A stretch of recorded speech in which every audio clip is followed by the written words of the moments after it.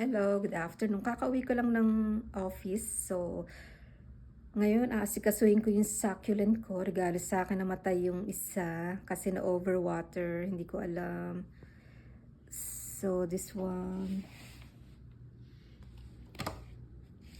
Kagabi ko lang siya na-discover. Marami na palang tubig sa ilalim. So, I ordered sa Amazon kagabi this one, organic succulent and cacti mix. Then, haluan ko siya ng Jack's Gritty Mix. So, I need paso na maliit.